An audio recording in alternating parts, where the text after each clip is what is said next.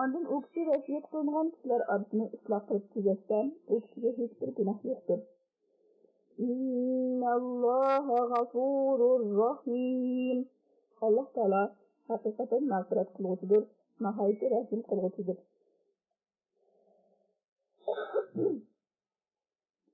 182 ve 184 ayetler.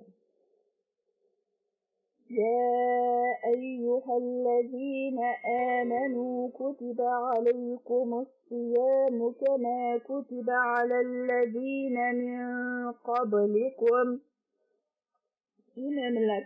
Rozu tutuşlarda hudutlardan ilgili ötkilerge tarif kongandır, tarif kondur. لَعَلَّكُمْ تَتَّقُونَ.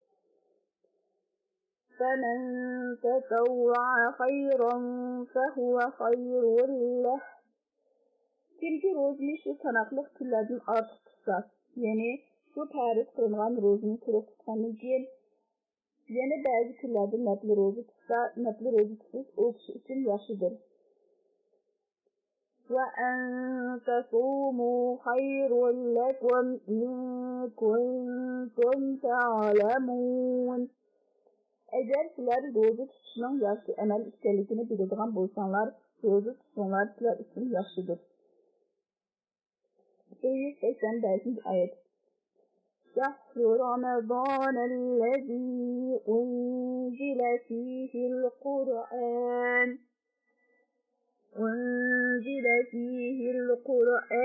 هدى للناس وبينات من الهدى والفرقان. Yani şu sanaqlıq günlər Ramazan ayıdır. Ramazan ayı şundaq aydır ki, o ayda Qur'an-ı Kerim insanlarını toğra ve haq yolu başlaş üçün, ularga haq bilen nahaqni ayırıp veriş üçün roşan dalil qılıp nazil qılınğan. Yani Qur'an-ı Kerim insanlarını azgınlıqdan toğru yolu başlaş hidayettir. Ularni haq yolu başlaş, halal ve haram, sevgilme ve hükümlerini bayan qilish, haq bilen nahaqni ayırış üçün aşkarı dalildir. فَمَنْ شَهِدَ مِنْكُمُ الشَّهْرَ فَلْيَصُمْهُ. Sizlerden kimki şu ayda yaşasa, yani Ramazan ayında olduruşluk yerinde mukim bolsa, musafir bolmasa, rozu tutsun. وَمَنْ كَانَ مَرِيضًا أَوْ عَلَى سَفَرٍ فَعِدَّةٌ مِنْ أَيَّامٍ أُخَرَ. Kimki kisel bolsa, yoki safar üstüde bolsa, o kişiye başka günlerde kisel günlerine ve sefer günlerine tanıca rozu tutuş vaciptir. يُرِيدُ اللّٰهُ بِكُمُ الْيُسْرَ وَلَا يُرِيدُ بِكُمُ الْعُسْرَ. Allah Teala sizlerge asallıkını halaydı, eğirtlikini halamaydı. وَلِتُكْمِلُ الْعِدَّةِ. Allah Teala şu ayının kim sanını kamil ve çubuk kılsanlarını halaydı. Yani o ayının kim sanını kimezmeyi çubuk rozu tutsunlarını halaydı. وَلِتُكَبِّرُ اللّٰهَ عَلَى مَا هَدَاكُمْ. Mihriban Allah Teala sizler bendilerini faydalı hükümler tarafı hidayet kılıp, bu uluğ nimetini sizlerine inam kılganlık için, onun şanının uluğluğu, katlılığı ve büyüklüğü bilen yad kılgaysılar. وَلَعَلَّكُمْ تَشْكُرُونَ. Şunakla uluğ Allah'ın ani şu inamına şükür kılgaysılar. 186 ayet. وَإِذَا سَأَلَكَ عِبَادِي عَنِّي فَإِنِّي قَرِيبٌ. Qaçaniki mening bandilarim senden mening halimdan sual sorsa, bu Muhammed sallallahu aleyhi ve sellem olarak aytganki, men haqiqatan yaqindirman. Yani bandilarning ishlarini va aytgan so'zini bilib turibman. Hamma ahvolidan xabar berman.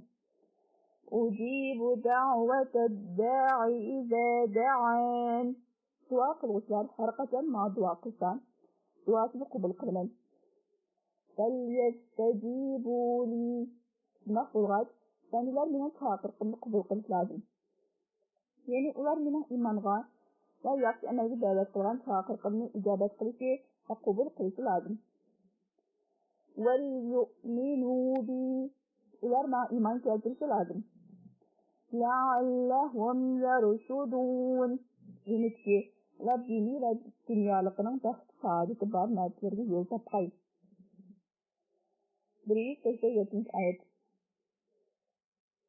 أحل لكم ليلة الصيام الرفث إلى نسائكم. Ro'zaning ketidan xotinlaringlarga yaqinlik qilish sizlarga halol qilindi. Hunna libasun lakum wa antum libasun lahum. Xotinlar sizlarga libosdir, sizlarmi ularga libosdilar. Ya'ni sizlar bir-biringlarga nisbatan xuddi kiyim kechsak, bir-biringlarni o'rab, nolayq ishlarni yashirib turadigan tabiga o'xshaysizlar. علم الله أنكم كنتم تختانون أنفسكم. Allah Taala sizlarning o'z nafsinglarga xiyonat qiladiganliklaringizni cho'qib bildi. فتاب عليكم وعفى عنكم. Ondan Allah Taala xatolik sababidan qilgan xiyonatdan qilgan tavbanglarni qabul qildi va u xatoliklardan sizlarni afv qildi. فالآن باشروهن وابتغوا ما كتب الله لكم. Endi xotinlaringlarga yaqinchilik qilinglar va Alloh taolo sizlar uchun taqdir qilgan narsani, ya'ni farzandni talab qilinglar.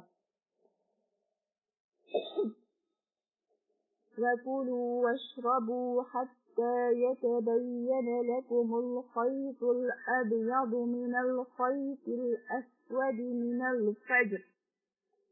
Ro'zaning kechida toki ikkinchi tongning oshkor bo'lishidan iborat kunduzning oqliqi kechining qorong'uligidan ayrilib, sizlarga oshkor bo'lgan vaqtgacha, ya'ni kun patgandan tortib tong yo'rg'ichi yanglar va issiqlar.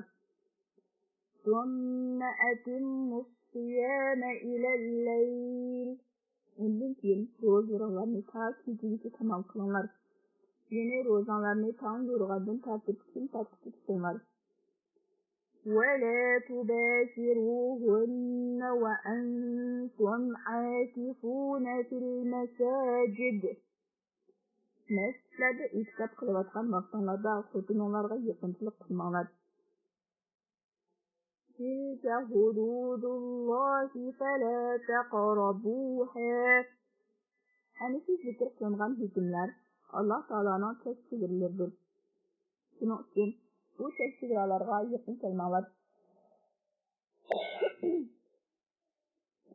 كذلك يبين الله آياته للناس لعلهم يتقون. Hani şundak bayan kılınğanға o'xshash Allah Taala oyatlarni odamlar uchun bayon qildi. Toki odamlar Allah Taalaning buyruqlariga va qo'shgan ishlariga xiloflik qilishdan o'zini saqlaydi. 188 oyat. ولا تأكلوا أموالكم بينكم بالباطل. Bir-biringlarning milini o'z o'tiranglarda nahaq yemanglar. Ya'ni bir-biringlarning milini hikmat bilan ish qilg'uchi Allah halol qilmagan va shariatda ruxsat berilgan yo'llar bilan nahaq yemanglar. وتدلوا بها إلى الحكام لتأكلوا فريقا من أموال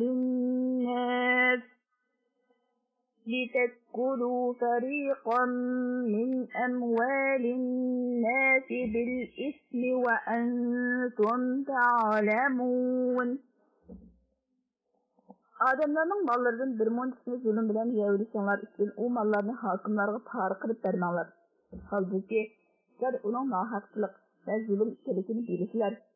Ya'ni ashu ma'ni qilgan ishning nohaq ish ekanligini bilib turib uni qilmanglar. 189 oyat. يسألونك عن الأهلة. Ey payg'ambar, sendan yangi ay to'g'risida savol so'raydi. Ya'ni yangi kiringan ay nima uchun dastlabda yittak intik oshkor bo'ladi? Onun için nimişin bara az-azın çoğuyup taki tolun aylık mertebesi, yani 14 yıllık tolgan derecesi yitdi. Onun için yeni kimlik başlap dastlabda ko'ringan intik haliga qaytdi. Nimişin bir halat turmaydi deb so'raydi. قل هي مواقيت للناس والحج.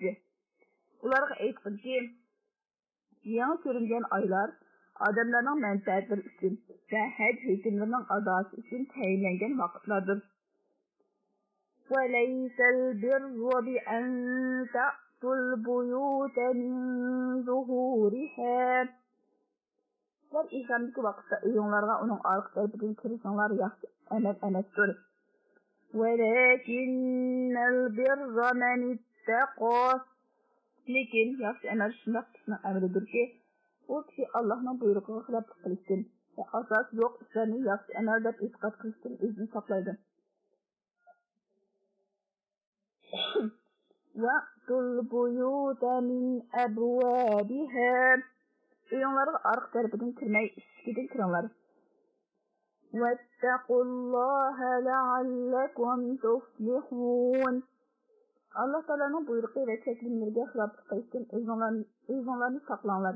Shunday qilsanglar, arzu armonlaringlarga yetib azobdan qutulasizlar. 190 oyat.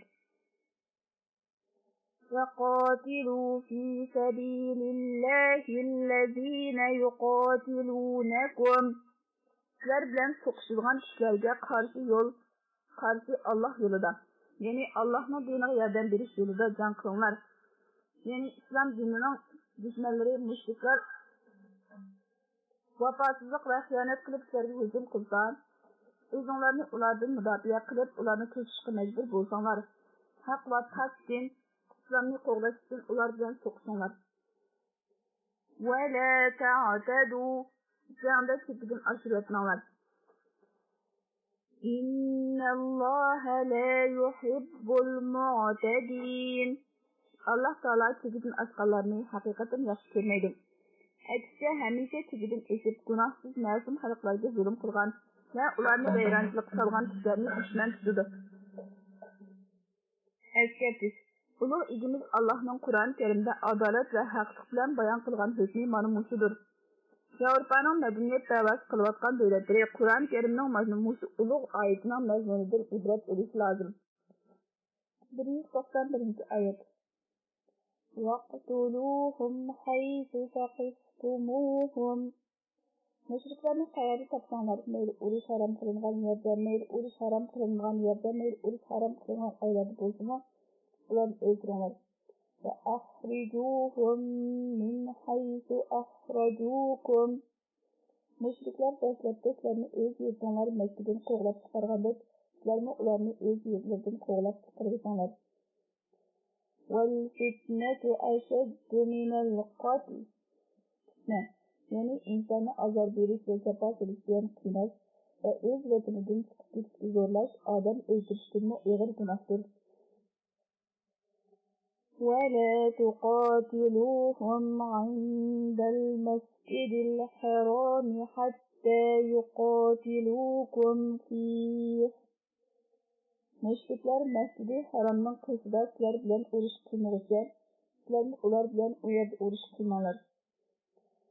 فَاِنْ قَاتَلُوكُمْ فَاقْتُلُوهُمْ.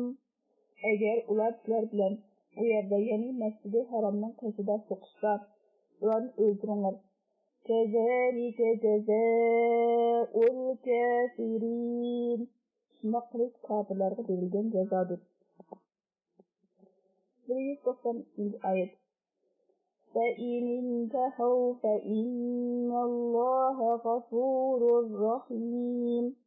Eğer müşrikler sizler bilen soquşishgan ve kufrdan yansa, Allah Teala jazman tövbe qilg'uvchilarning burungi gunohlarini afv qilg'uchidir. Bandalarga nihoyat mehribondir. 193 oyat. وَقَاتِلُوهُمْ حَتَّى لَا تَكُونَ فِتْنَةٌ وَيَكُونَ الدِّينُ لِلَّهِ. Müşrikler bilen ularda haq din to'g'risida sizlar müminlarga azor bergudek va jafo mushaqqatsiz qolgudek mador qolmag'ucha, sherik aqidasi yer yuzidan yo'qolib, haq din Alloh Taolo uchun xolis bo'lg'uchi urush qilinglar. Ya'ni müşriklar bilan shunga so'qishinglarki, ularda sizlarni jafo mushaqqatga va qiyinchilikqa tushirib qo'yadigan Sizlarning haq dinni oshkora qilishinglarga to'sqinlik qiladigan biror quvvat qolmasin. Din yagona ma'bud Allohga oid bo'lsin. Hech bir kishida din to'g'risida Allohdan boshqa birovdan qo'rqishning alomati ko'rilmasin.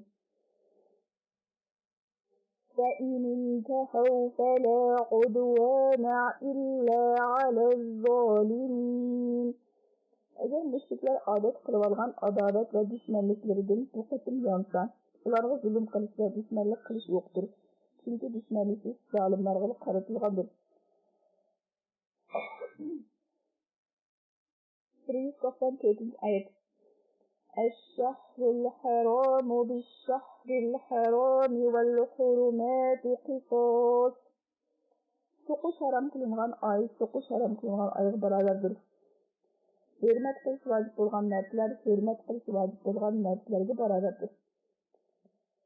فَمَنِ اعْتَدَى عَلَيْكُمْ فَاعْتَدُوا عَلَيْهِ بِمِثْلِ مَا اعْتَدَى عَلَيْكُمْ. Kimiki sizlarga tajovuz qilsa, ya'ni qaysi bir guruh urush harom qilingan oyda sizlar bilan so'qishishga boshlasa, sizlarni uningga sizlarga qilgan tajovuzning o'xshashi bilan tajovuz qilinglar. Vattaqulloh. Boshqalarga tajovuz qilishda ulug' Allohdan qo'rqib, ruxsat qilingan maqsadni o'tib ketmanglar. Wa'lamu annalloha ma'al muttaqin. Bilinglarki, Alloh taoloning yordami haddidan o'tishdan o'zini saqlovchilar bilan birgadir. 195 oyat. وَأَنْفِقُوا فِي سَبِيلِ اللَّهِ وَلَا تُلْقُوا بِأَيْدِيكُمْ إِلَى التَّهْلُكَةِ. Meylinglarni Allah yo'lida ishlatinglar, o'zinglarni halokatga tashlamanglar. وَأَحْسِنُوا إِنَّ اللَّهَ يُحِبُّ الْمُحْسِنِينَ. Tekrar miskin ve kambag'allarga yaxshilik qilinglar. Allah Taala haqiqatan yaxshilik qilguvchilarni do'st tutadi. 196 oyat. وَأَتِمُّوا الْحَجَّ وَالْعُمْرَةَ لِلَّهِ. Haj ve umrini ulug' Allohning roziligi uchun tamom qilinglar. Ya'ni haj ve umrini barliq arkonlari va shartlari bilan shariatda belgilangan boshqa faoliyatlar bilan nuqsonsiz holda Allah Taalaning roziligi uchun komil ado qilinglar. فَإِنْ أُحْصِرْتُمْ فَمَا اسْتَيْسَرَ مِنَ الْهَدْيِ. Agar sizlar hajdan va Baytullohga yetib berishdan chekinib yo'lda to'silib qolsanglar, sizlarga qurbonlikdan nima oson bo'lsa shuni bo'g'izlash vojibdir. Ya'ni agar hajga yoki umraga ihrom bog'lab, uni ado qilishdan manganda Baytullohga yetib berishdan biroz taraf bilan to'silib qolsanglar, sizlarga qurbonlikdan nima oson bo'lsa shuni, ya'ni qo'y, kala va tuyidan topolganlarni qurbonlik qilish vojibdir. وَلَا تَحْلِقُوا رُؤُوسَكُمْ حَتَّى يَبْلُغَ الْهَدْيُ مَحِلَّهُ. Qurbonlik toki bo'g'izlangan yerga yetkicha chekinlarni oldirmanglar, ihromdan chiqmanglar. فَمَنْ كَانَ مِنْكُمْ مَرِيضًا. Sizlardan biror kishi kasal bo'lsa, ya'ni chekinib tushirmay turish o'ksiz ziyonli bo'lsa, أَوْ بِهِ أَذًى مِنْ رَأْسِهِ. yoki o'ksini beshida azor bo'lgan bir narsa bo'lsa, masalan, ya jarohat, ya bosh og'riqi, ya shaqiqa, ya tutga o'xshash yaram qilgan narsa bo'lsa, u kishi majburiyat jahdidan chekinib tushirsa oldirsa bo'ladi. فَفِدْيَةٌ مِنْ صِيَامٍ أَوْ صَدَقَةٍ أَوْ نُسُكٍ. U kishining bundaq ishning biri bilan fidya to'lam berishi vojibdir. U kishi ya 2 kun ro'za tutadi, ya 6 yo'qsiz kambag'alga tomoq beradi, ya biror molni qurbonlik qiladi. Ya'ni u kishi qurbonlik bo'g'izlanadigan yerga yetishdan burun chekinib tushirib ihromdan chiqqanligi tufayli shariatning belgilamasiga rioya qilmagan hisoblanganligi uchun buning fidyasi yuqoridagi 3 xil ishning birini qilish kerak. فَإِذَا أَمِنْتُمْ. Qachonki sizlar Baytullohga berish yo'linglarning to'silib qolmasligidan xotirjam va amin bo'lsanglar. فَمَنْ تَمَتَّعَ بِالْعُمْرَةِ إِلَى الْحَجِّ فَمَا اسْتَيْسَرَ مِنَ الْهَدْيِ. شۇنداق بولغاندا كىمكى ھەج تەمەتتۇ قىلسا، يەنى ھەجگە نىيەت قىلىدىغان ۋاقىتتىكى ئۆمرىنى ئادا قىلىش بىلەن پايدىلانسا، ئۇنداق كىشىگە قۇربانلىقتىن ئۆزىگە ئاسان بولغاننى قۇربانلىق قىلىش ۋاجىپتۇر. فَمَن لَّمْ يَجِدْ فَصِيَامُ 3 أيام في الحج و7 إذا رجعتم تلك 10 كاملة. Kimki qurbanlıq tapalmasa, o kişinin cəhədində həcc günlərdə, yəni həcc ihram bağlayan günlərdə 3 gün roza tutuş və həcdən fariq bulub öz yurtuna qaytqanda 7 gün roza tutuş vacibdir. Yəni şu 3 günlük roza bilan 7 günlük roza cəmi 10 gün kamil bulunur. Yəni həcc təməttüdə qurbanlıq tapalmayan kişinin cəhədində 10 gün roza tutuş vacibdir. Bu roza 3 gün ihramdakı çağıda tutulur. Yani Zilhicce ayının 7. 8. ve 9. günleri tutuşun müstehaptır. Lekin kurban hec günlerde ve teşrik günlerde, yani kurban hec'nin 1. 2. 3. ve 4. günleri roz tutuş emektir. Mekke'den yurda qaytıp barğandan keyin 7 gün roz tutulur. Bunun hamısı tolu 10 gündür. ذلك لمن لم يكن أهله حاضر المسجد الحرام. Yani şu həcc təməttü, yəni həcci niyyət qıldıqan vaxtda ömrünü ada qılış bilan faydalanır. Xotin balaları və öyi Məscid-i Haramda, yəni Məscid əməz, o yerdə yerləşib qalmağan kişilər üçündür. Yəni həcc təməttü misafirlər üçündür. Yəni Məkkəyə başqa yurt və şəhərlərdən keladigan misafirlər üçündür. Lekin Məkkəyə yerləşib qalğan və o yerdə yaşaydiganlarning həcc təməttü qilish haqqı yo'q. Shuningdek Məkkəyə yerləşib qalğan və o yerdə yaşayotganlar üçün həcc qıranı bo'lish emasdir. Yani ular həccden ömrünü birga ado qilolmaydi. وَاتَّقُوا اللَّهَ وَاعْلَمُوا أَنَّ اللَّهَ شَدِيدُ الْعِقَابِ. Allah Teala'nın ana şu buyruqlarga çekilgan işlerге xiloflik qilishdan o'zinglarni saqlanglar. Bilinglar ki Allah Teala'nın azobi nihoyat qattiqdir. 197 oyat. الحج أشهر معلومات. Həccin vaxtı adamlarda məlum aylardır. Yəni Şevval, Zilqa'da ayları və Zilhəccinin rəsləbki 10 günüdür. فَمَنْ فَرَضَ فِيهِنَّ الْحَجِّ. Kimiki ki Şevval, Zilqa'da və Zilhəcc aylardan həcci niyyət qılıb ihram bağlısan, فلا رفث ولا فسوق ولا جدال في الحج. Həcc günlərdə xotunağa yaxınçılıq qilish yoki nazar sözlərini qilish to'g'ri emas. İhram jarayonida qilish buyurilmagan, cheklangan ishlarni qilib, shariatning chek-chegirasidan chiqish to'g'ri emasdir. Hamrohlari həcc protestlar bilan jidal mojaro qilish ham to'g'ri emasdir. وَمَا تَفْعَلُوا مِنْ خَيْرٍ يَعْلَمُهُ اللَّهُ. Yaxşı əməllərdən nima əməlni qılsanlar, Allah onu bilib turadi və əcr savabını to'liq beradi. وَتَزَاوَدُوا فَإِنَّ خَيْرَ الزَّادِ التَّقْوَى. Həcc səfəri üçün ozuq eləyinlər. Şək şübhəsiz ki, ozuqның ən yaxşısı taqvadarlıqdır. Yani kişilerden bir narsa tilashdir ve şeriatga loyiq bo'lmagan ishlardan o'zini saqlashdir. Ba'zi tafsirshunoslar bunday deyishadi. Bu oyatning ma'nosi yaxshi amal va yaxshi ishlarni o'rindashni g'animat bilib, oxirat safari uchun oziq olinglar. Shak shubhasizki, oxirat oziqining eng yaxshisi taqvodorlikdir. Ya'ni Alloh taoloning g'azabidan va azobidan saqlanishga sabab vasila bo'lgan amaldir deganlikdir.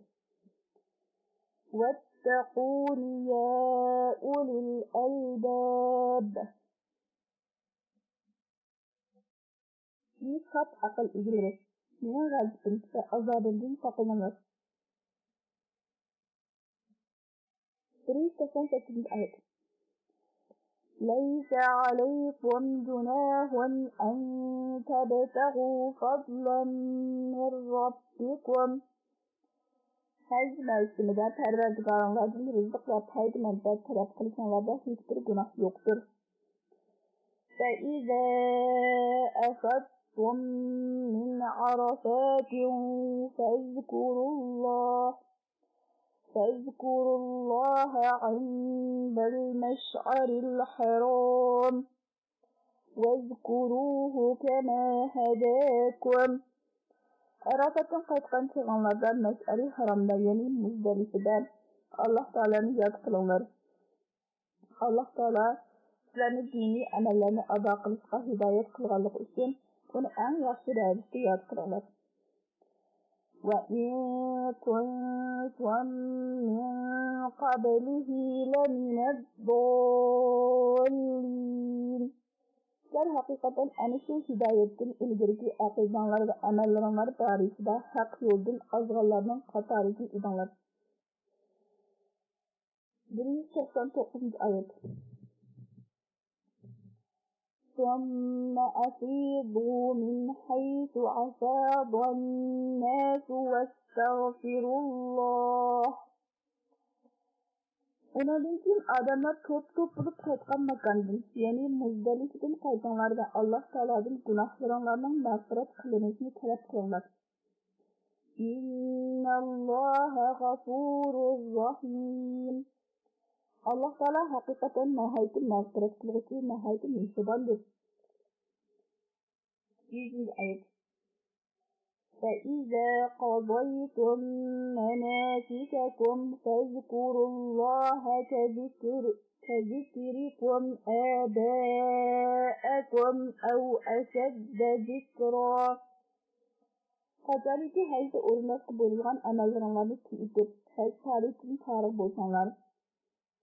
Allah Taala'nı həmd ediş, təkbir ediş, təna ediş və ululaş bilan yad qılınlar. Allah Taala'nı yad qılışda xuddi azanlarını yad qılğandək, hətta onunla ziyadə yad qılınlar. فَمِنَ النَّاسِ مَن يَقُولُ رَبَّنَا آتِنَا فِي الدُّنْيَا وَمَا لَهُ فِي الْآخِرَةِ مِنْ خَلَاقٍ. Adamlardan bəzi kişiler qılğan duasıdan, "Ey Pərverdigarımız, bizə nəsiblərimizni dünyada bergin" deyişidir. Halbuki, ondaq kişi üçün ahirette heç bir nəsibi yoxdur. 101. ayet. وَمِنْهُمْ مَنْ يَقُولُ رَبَّنَا آتِنَا فِي الدُّنْيَا حَسَنَةً وَفِي الْآخِرَةِ حَسَنَةً وَقِنَا عَذَابَ النَّارِ. Adamlardan yeni bəzi kişiler var ki, ular Allah Taala'dan hər ikili adamın yaxşılıqını tələb qılıb, "Ey Pərverdigarımız, bizə dünyada mı, ahirette mi yaxşılıq bergin, bizni do'zaxning azobidan saqlagin" deyişidir. 103. ayet. أُولَئِكَ لَهُمْ نَصِيبٌ مِّمَّا كَسَبُوا وَاللَّهُ سَرِيعُ الْحِسَابِ. Şu her ikili dünyanın bəxt saadetini tilab dua qılğıçlarga dünyada qılğan əməllərinin səbəbi bilən ahirette tuluq nəsibi buludur. Allah Taala bəndələrinin əməllərinin hesabını nəhayət tez alğısıdır. 103. ayet. وَاذْكُرُوا اللَّهَ فِي أَيَّامٍ مَّعْدُودَاتٍ. Sanatın günlər içində yeni təşrif günlərdə Allah Taala'nı yad qılınlar. Yəni hər fərz namazın arqasında tətbiq edilirlər. فَمَنْ تَعَجَّلَ فِي يَوْمَيْنِ فَلَا إِثْمَ عَلَيْهِ. Kimki minadın 2 günlük qayıtıb aldırsa, o kişinin heç bir günah yoxdur. وَمَنْ تَأَخَّرَ فَلَا إِثْمَ عَلَيْهِ لَمِنَ اتَّقَى. وَمَنْ تَأَخَّرَ فَلَا إِثْمَ عَلَيْهِ لِمَنِ اتَّقَى. Kimki minadın qayıtını 3. günü keçirsə, onun heç bir günah yoxdur. Bu əşkamlar haram nəslərin özünü saklaması bolğanlar üçündür. وَاتَّقُوا haram işini qilishdən saqlanınlar və Allah'tan qorxunlar. وَاعْلَمُوا أَنَّكُمْ إِلَيْهِ تُحْشَرُونَ. Bilinglarki, sizlar qilgan amallaringlarning mukofot va jazosini ko'rish uchun Alloh taoloning huzuriga to'planibsizlar. 2-oyat. وَمِنَ النَّاسِ مَن يُعْجِبُكَ قَوْلُهُ فِي الْحَيَاةِ الدُّنْيَا. İnsanlar üstüde şundak kişi var ki, onu dünya işleri toğrusunda ve tirikçilik sebepleri toğrusunda kılgan sözleri için eceplendirir. Belki onun sözleri tatlık ve tasahhütlük bulgalık çıkaylı dünyada seni eceplendirir. وَيُشْهِدُ اللّٰهَ عَلَى مَا فِي قَلْبِهِ وَهُوَ أَلَدُّ الْخِصَامِ. O yeni dilideki sır ve məxfiyyətlikinin dilideki sözge muvafık işlerlikiye Allah'ın kuvvet kılıdır. Benim dilimdeki sözümde, dilimdeki itikadım muvafık işlerlikiz Allah kuvvet et kılsam kılıdır. Halbuki o kişi Müslümanlara en katı düşmandır. 105-ayet. وَإِذَا تَوَلَّى. Qazameti o kişi kendini yüz erip, dünyadan ketmeyip gidip ötüdüğün vali bulsa. Yani halkının bazı işlere iyice basık bulsa. سَعَى فِي الْأَرْضِ لِيُفْسِدَ فِيهَا وَيُهْلِكَ الْحَرَثَ وَالنَّسْلَ. Zemin işide buzluq işlerini kılıçqa, ziraatlarını ve nesllerini, yani hayvanlarının neslini halak kılıp kuruşqa kirişidir. وَاللّٰهُ لَا يُحِبُّ الْفَسَادَ. Allah Teala buzluqçılıqını dost tutmaydı. 206-ayet. وَإِذَا قِيلَ لَهُ اتَّقِ اللّٰهَ أَخَذَتْهُ الْعِزَّةُ بِالْإِثْمِ. Qasamiki ondaq kişiga Allah'tan korkun, bundaq buzluq işini qılmağan, yurtlarının bayram buluşuğa ve nesillerinin halak buluşuğa kırışma. Deyilse, hakkavulluq ve cahiliyet devrinin kızıqlarlığı onu günah'a tartıdır. فَحَسْبُهُ جَهَنَّمْ وَلَبِئْسَ الْمِهَادِ. Ondaq kişiga cehennem kutayıdır. Cehennem neyini diyen yaman tilsizdir.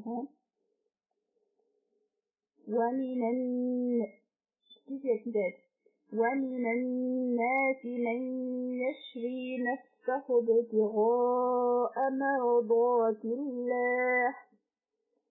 İnsanların şundak kısmı var ki, Allah Teala'nın razılığını talep kılıp, öz nefsini satıdır. Yani Allah Teala'nın razılığını erişini irad kılıp, dinin yolunda cenini ve melini istedidir. وَاللّٰهُ رَؤُوفٌ بِالْعِبَادِ. Allah Teala benlerden nahayeti merhametlidir. 108-ayet. يَا أَيُّهَا الَّذ۪ينَ آمَنُوا ادْخُلُوا فِي السِّلْمِ كَافَّةً. İman keltirgen müminler, hemenler Allah Teala'nın taatiga ve ona boysunuşa kiringlar. وَلَا تَتَّبِعُوا خُطُوَاتِ الشَّيْطَانِ. Şeytanın yoluna ergeçmenler. Yani şeytanın vesvesesiga ergişip, doğru yoldan adışıp, net tırqığı bildiğinden ismi hareket kılmalar. إِنَّهُ لَكُمْ عَدُوٌّ مُبِينٌ. Tek şüphesiz ki, şeytan sizlerge hakikaten aşkarı düşmandır. 109-ayet. فَإِنْ زَلَلْتُمْ مِنْ بَعْدِ مَا جَاءَتْكُمُ الْبَيِّنَاتِ. Eğer İslam'dan hakkıca uçuk delil ispat bolğan Kur'an'ın ayetleri sizlerge kelgenden keyin, sizler doğru yoldan teyilip, hak yoldan alsanlar, yani şeytanın yolundan ibaret tartışmış ve ihtilaflaşış yolu düşüp, net tırqı bilip geçsanlar, فَعَلَمُوا أَنَّ اللّٰهَ عَز۪يزٌ حَك۪يمٌ. Bilinglar ki Allah Teala cezmen hem işte galiptir. Onun iradesinin to'siqi yoktur. O sizlerden intikam edişten aciz emasdir. Hem ismin hikmet bilen kılgıçıdır. 110-ayet. هَلْ يَنْظُرُونَ إِلَّا أَنْ يَأْتِيَهُمُ اللّٰهُ. هَلْ يَنْظُرُونَ إِلَّا أَنْ يَأْتِيَهُمُ اللّٰهُ فِي ظُلَلٍ مِّنَ الْغَمَامِ. Şeytanın yoluga ergişip haq yoldan azgan gumrahlar faqat özleriga Allah'ın azabının perdedek nazik ak bulutun sayılığına ısıdık gelişmektedir. Vel melaike ular yönü terslerinin gelişmektedir. Yani Allah Teala'nın hükmünü orunlaşsa muhasel terslerinin gelişmektedir. Ve kudiyel emr halbuki işlerini halak kılışka hüküm kılıngan buyruk aldı burun çıkarılıp durgan. Ve ilallahi turca'ul umur. Ba'lık işler Allah Teala'nın emriyle kaydırılıdır. 211. ayet. Sel beni İsrail kem âteynâhum min âyetin beyyineh. Beni İsrail'in sorğun ki, ulara qanchalik ko'p ro'shan va ochiq askari dalillarni berdik. وَمَنْ يُبَدِّلْ نِعْمَةَ اللَّهِ مِنْ بَعْدِ مَا جَاءَتْهُ فَإِنَّ اللَّهَ شَدِيدُ الْعِقَابِ. Kimki o'zi ro'shan va ochiq askari dalillar kelgandan keyin Allah Teala'nın bergen nimetini özgürse, Allah Teala'nın azabı hakikaten qattiqdir. Yani Allah Teala undaq kişilerge qattiq azap kılıdır. 112. ayet. زُيِّنَ لِلَّذِينَ كَفَرُوا الْحَيَاةُ الدُّنْيَا. Undaq kişilerinin Allah Teala'nın bergen nimetini özgürsine sebebi çekin, yolunu tanıgan ve onu özgürge adet kılıp algan enişli kişilerge fani dünya hayatından tez yoqulup ketadigan zinnet ve lezzetleri çiğerlik görüştürür. وَيَسْخَرُونَ مِنَ الَّذِينَ آمَنُوا. Ular haqiqiy iman keltirgen kişilerini məşhur kılıp kəmiştidir. Ve müminlerinin şeriyet hükümlerine amel kılışını ayıp sanaydı. وَالَّذِينَ اتَّقَوْا فَوْقَهُمْ يَوْمَ الْقِيَامَةِ. Bu halin ki Allah Teala'nın gazabından korkusunu özgürlü suar kılgan kişiler kıyamet günü de anısı fani dünyanın sünnetinden mağrurlanıp aldırganlarının üstüdür. Vallahu yerzuqu men yeşâ'u bighayri hisâb. Allah Teala kimni halsa ona ölçemsiz ve haddi hesapsız rızık verir. 113. ayet. كان الناس أمة واحدة. İnsanlar devlette hamle ittifak birle cemaat idi. Yani hak bir dinde ittifak idi. Bir mecbur etkenliğin ihtilaf kılıştı. فَبَعَثَ اللّٰهُ النَّبِيِّينَ مُبَشِّرِينَ وَمُنْذِرِينَ. Bunun için Allah Teala imanlı ve taat ibadetini lazım tutkalarına sevap bilen hussaları hus işaret verdi ki, kibirlik ve asilik kılganlarını azap bilen korkutucu ve azaplarını peygamberlerini öğretti. وَأَنْزَلَ مَعَهُمُ الْكِتَابَ بِالْحَقِّ لِيَحْكُمَ بَيْنَ النَّاسِ فِيمَا اخْتَلَفُوا فِيهِ. Allah Teala asıl peygamberler bilen billah hakkını, rastgırlıkını ve adaletini beyan kılıdığan kitabını tutuyordu. Bu kitap insanların hak din doğrusu öz arasında kılgan ihtilaflarda enek ve roşen hüküm çıkarış için nazil kılındı. وَمَا اخْتَلَفَ فِيهِ إِلَّا الَّذِينَ أُوتُوهُ مِنْ بَعْدِ مَا جَاءَتْهُمُ الْبَيِّنَاتُ بَغْيًا بَيْنَهُمْ. Haq din to'g'risida mazkur kitob ato qilingan kishilardan boshqalar ixtilof qilishmadi. Ular o'zlariga haq din to'g'risida ro'shan dalil va oshkor isbot kelgandan keyin o'zaro hasad qilishganligi tufayli ixtilof qilishdi. فَهَدَى اللَّهُ الَّذِينَ آمَنُوا لِمَا اخْتَلَفُوا فِيهِ مِنَ الْحَقِّ بِإِذْنِهِ.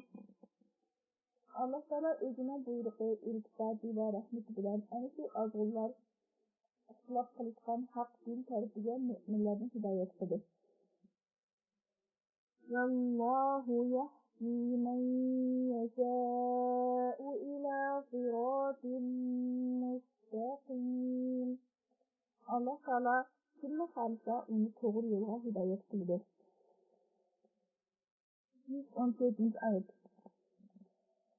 أم حسبتم أن تدخلوا الجنة ولما يأتكم مثل الذين خلوا من قبلكم. Müminler cennetke bedelsiz kirishni hamsar qilamsizlar. Vaholanki sizlardan ilgari o'tgan payg'ambarlarga va ularga ergashgan mu'minlarga kelgan qattiq hollarning o'xshashi sizlarga kelmadi. Ya'ni sizlar jannatga haq din to'g'risida jafo mushaqqat chekmay ilgariki mu'minlar va ummatlar tortgan qattiq ranj va kulfatlarni, jafo mushaqqatlarni va og'ir xatoliklarni tortmay rohat bilan bedelsiz kirib ketamiz deb o'ylamsizlar. مستهم البأساء والضراء. Burunqi mümin ümmetlerge peygamberlik, kambag'alchilik, qattiqchilik, kasallik va har turli qo'rqinchli ishlar yetgan. وَزُلْزِلُوا حَتَّى يَقُولَ الرَّسُولُ وَالَّذِينَ آمَنُوا مَعَهُ مَتَى نَصْرُ اللَّهِ. Ular din to'g'risida iztirab ketgan, ya'ni har turli balo, qazo va musibatlar yo'liqqan. Ular shundoq bir holatga kelganki, Allohning payg'ambari va payg'ambarga ergashgan mu'minlar Allohning yordami bizga qachon keladi degan edi. Ala inna nasrallohi qarib. Ularning talabini ravon qilish uchun aytdi. Agah bilinglarki, Allah Taoloning yordami jazman sizlarga yaqindir.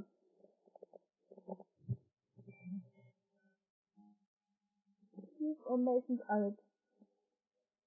يسألونك ماذا ينفقون.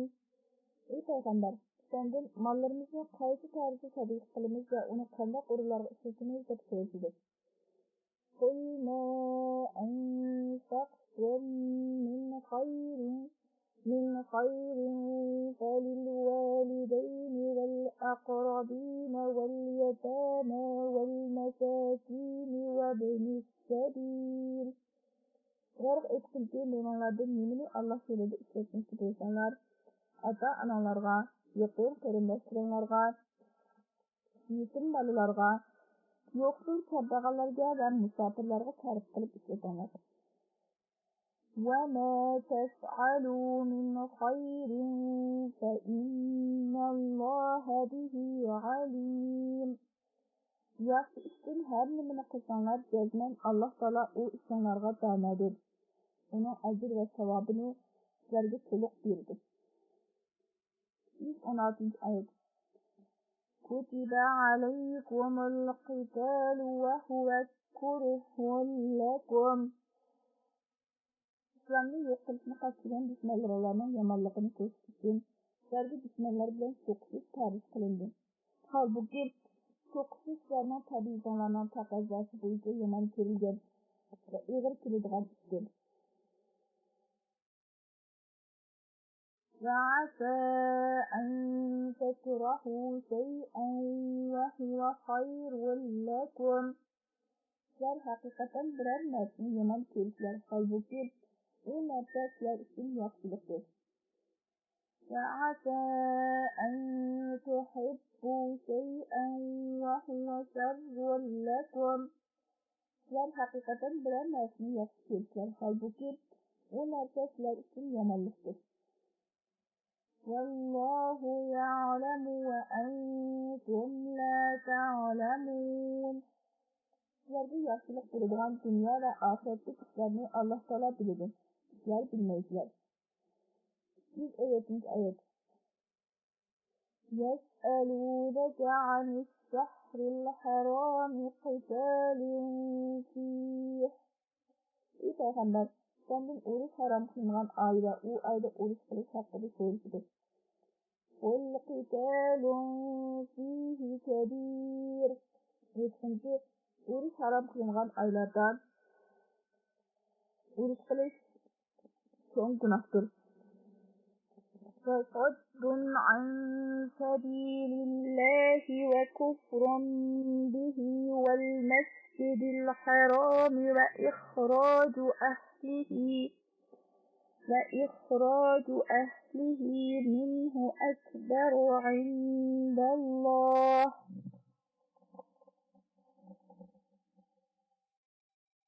Allah Teala'nın razılığı yetkizdiğin hak yolunu İslam dininden insanlarını kesip, ularning bu dinga kirishiga to'sqinlik bo'lish, Alloh taoloning bor va birligini inkor qilish, Masjidi Haromdan mo'minlarni kesish va Masjidi Haromning ahlini Masjidi Haromdan chiqarib o'tish.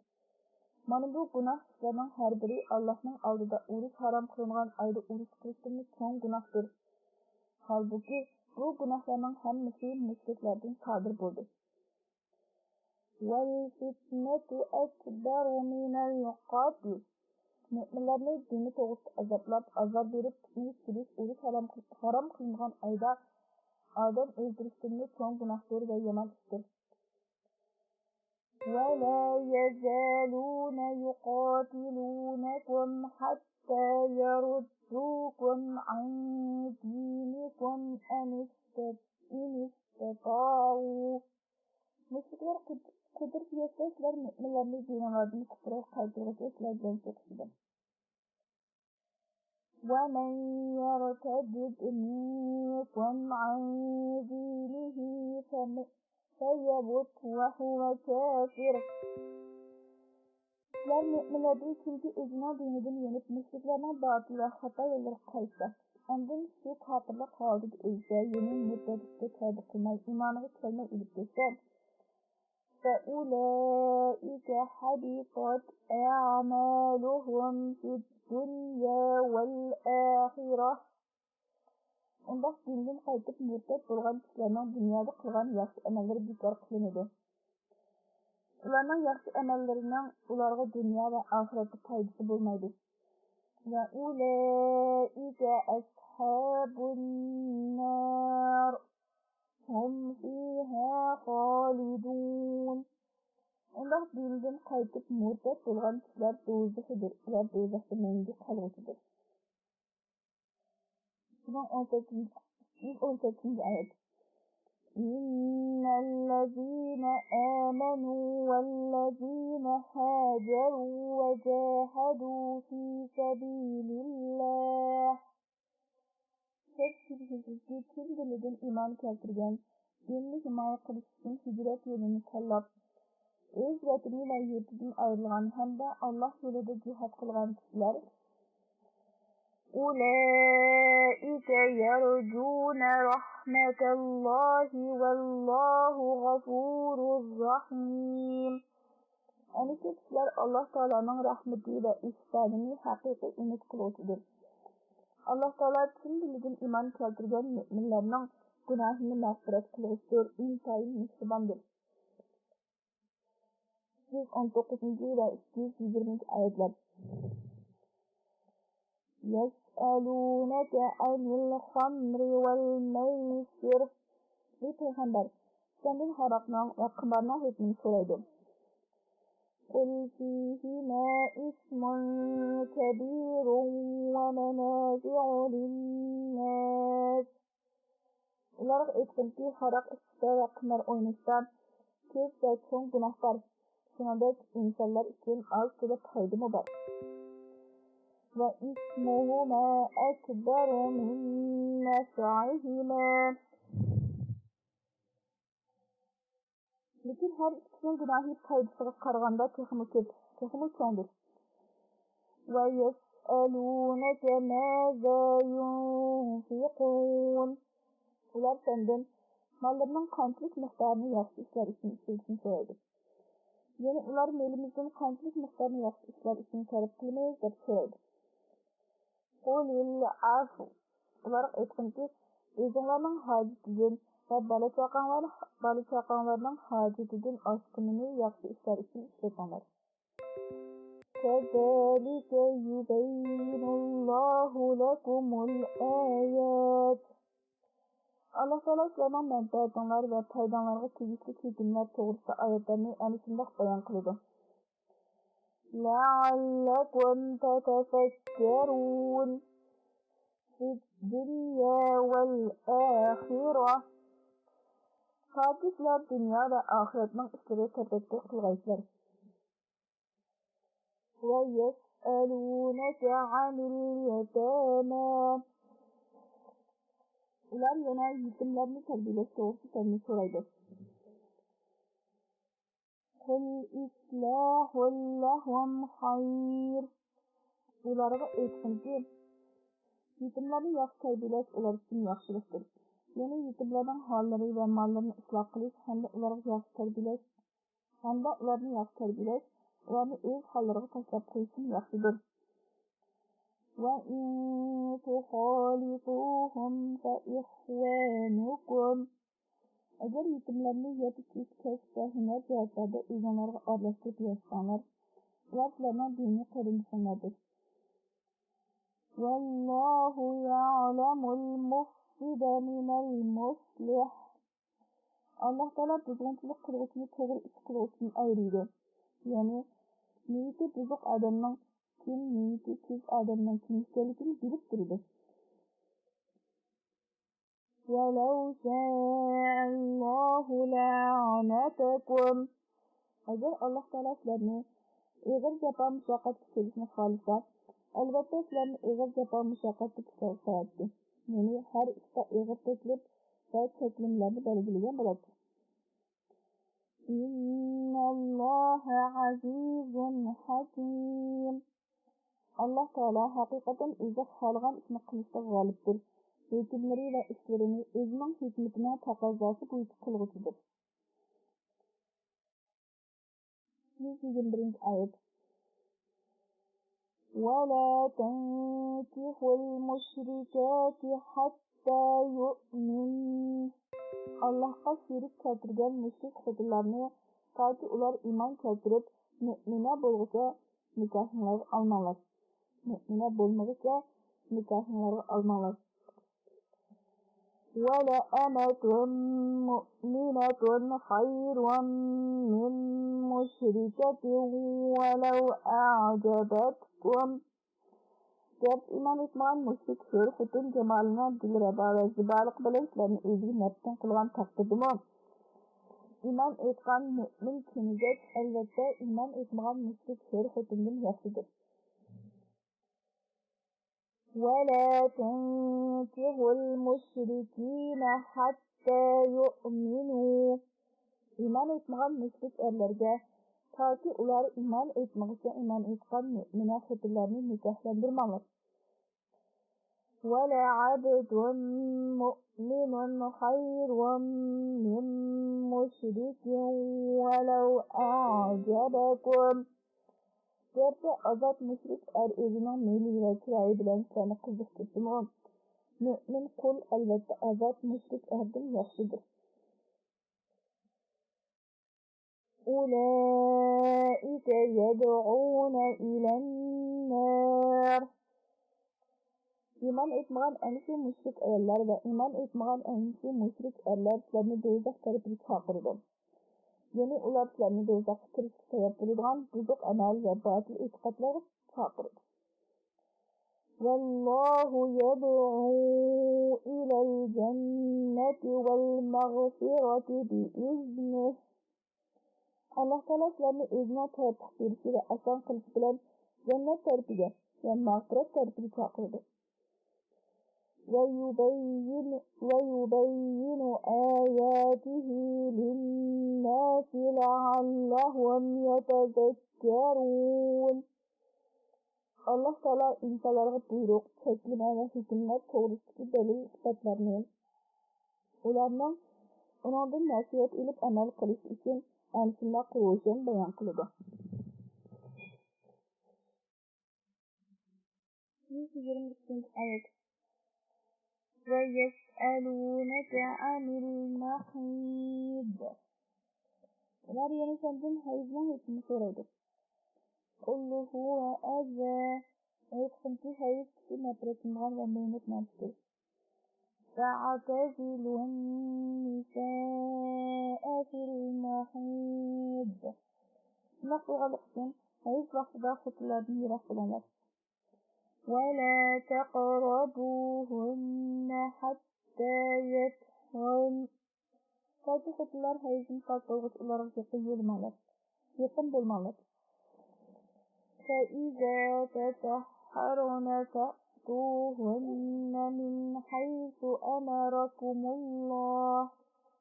Qachonki ular hayızın pok bo'lsa, ularga Allah Taala sizlarni buyurgan va halol qilgan joydan yaqin kelinglar. Innalloha yuhibbut tawwabin va yuhibbul mutatahhirin. Şüphesiz Allah günahdan tövbe qiluvchilarni yomon va eski ishlardan o'zini saqlovchi pok odamlarni do'st. Nisa 123 oyat. Nisa'ukum harsun lakum. Xotinlar sizlar uchun ekinzorlikdir. Fa'tu harsakum annasikum. Ekinzorliklarga qaysi shaklda yaqin kelishni xohlasanglar, shu shaklda yaqin kelinglar. Va qaddimu li anfusikum. O'zinglarning foydasi uchun oldin ala yaxshi amal qilinglar. Ya'ni kelgusida o'zinglarga foydali ish qilinglarki, u bo'lsa solih farzandliklarda ayollaringlarga yaqinlik qilasiz. Vattaqullaha wa'lamu annakum mulaquh. Allah Taalaning buyrug'iga xiloflik qilishni saqlanglar. Bilinglarki, sizlar albatta Allah Taalaning dargohida amallaringlarning jazo va mukofotiga yo'liqsizlar. Va bashiril mu'minin. Mu'minlarga, ya'ni shariatning chekkilishidan o'tmay, ayollar va bolalar to'g'risida Allah Taala ko'rsatgan yo'llarga ergashgan kishilarga xush xabar bergan. 124-oyat. ولا تجعلوا الله عرضة لأيمانكم أن تبروا وتتقوا وتصلحوا بين الناس. Allah Taalaning ismini qasmoqlarga to'salg'u talab qilib, o'zinglarni yaxshi ish qilishdan, taqvodorlikni amalga oshirishdan va odamlarning o'tirisini isloh qilib turishdan to'sib qo'ymanglar. Yani, ana shu yaxshi ishlarni qilmaslikqa Allah Taalaning ismi bilan qasam qilmanglar. Vallohu sami'un alim. Allah Taala sizlarning barliq so'zlaringlarni anglab turg'uchidir. Niyatinglarning nima ekanligini bilib turg'uchidir. 125-oyat.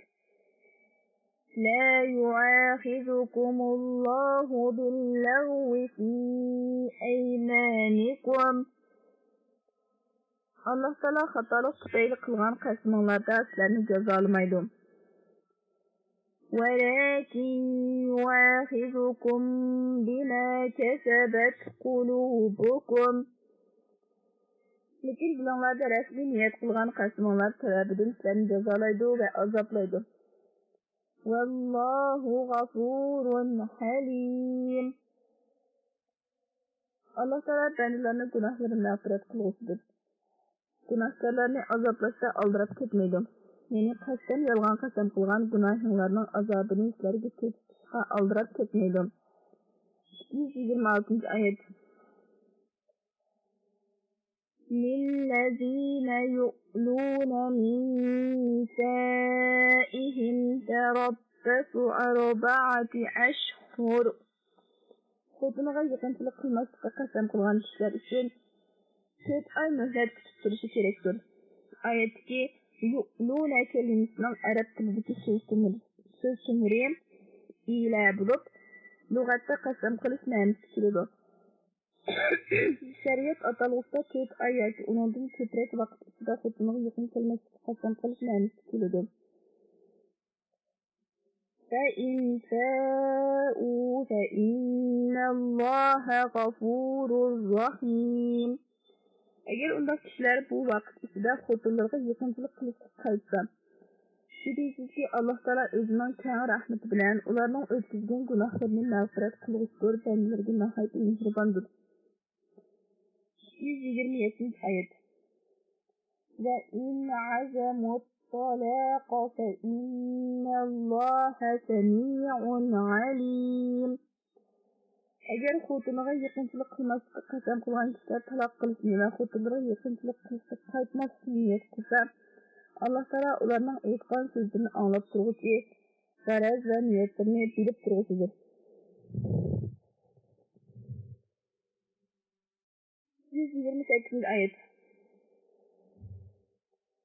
والمطلقات يتربصن بأنفسهن ثلاثة قروء. Hayz ko'radigan va er bilan xoli joyda bo'lgan ayollar taloq qilinsa, 3 hayz muddati o'tguncha iddat tutadi yoki 3 hayz muddati tugaguncha boshqa erga tegmaydi.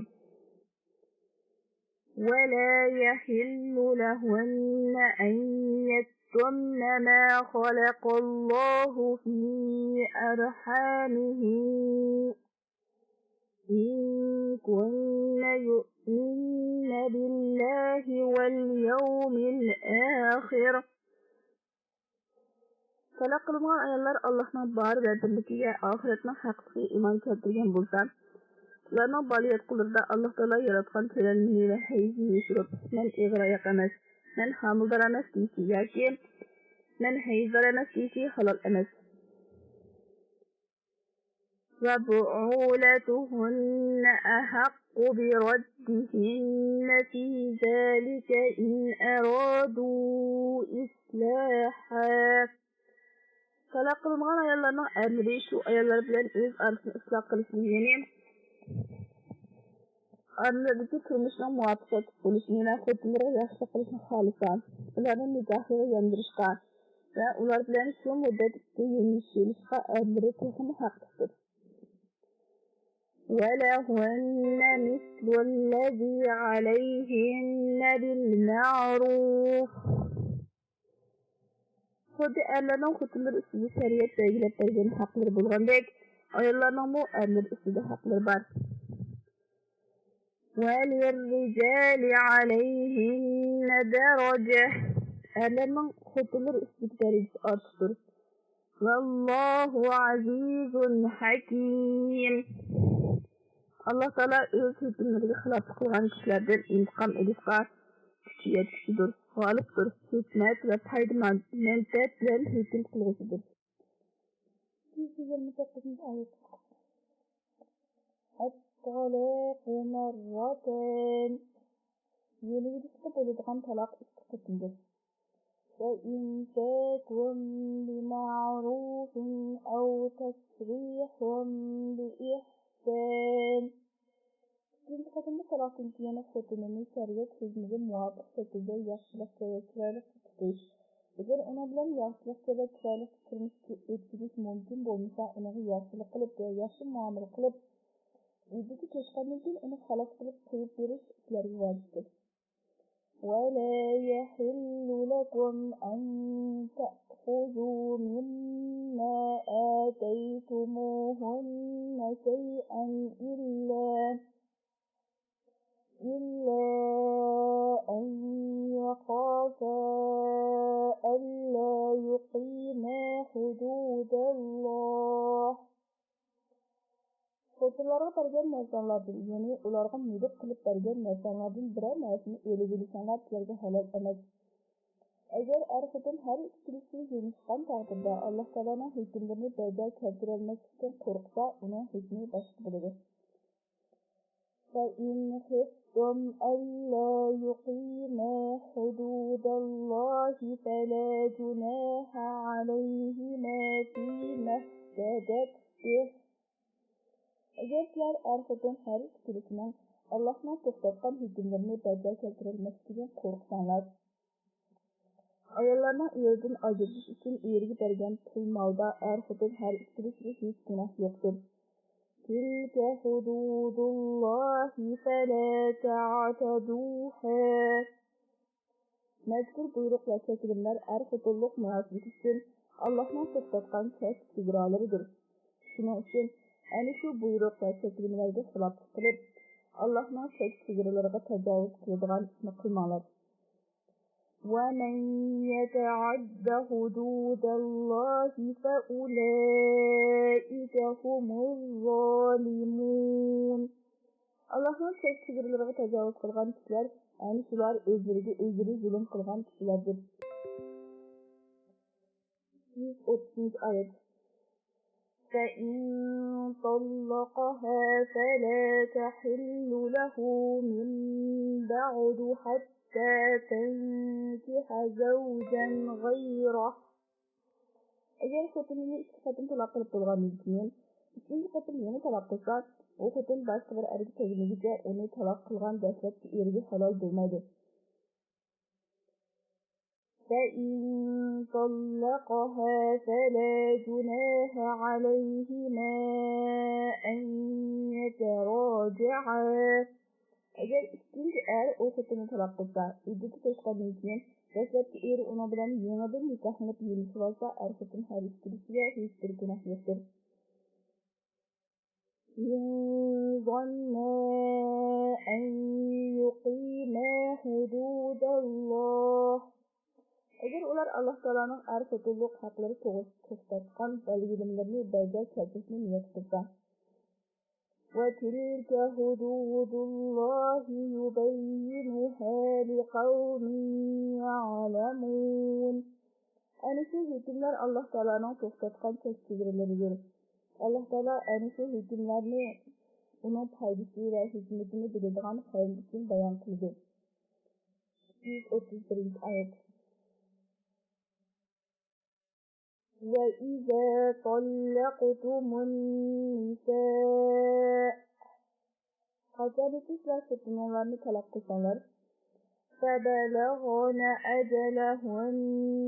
Ularning iddati to'shishga yaqinlashib qolsa, فَأَمْسِكُوهُنَّ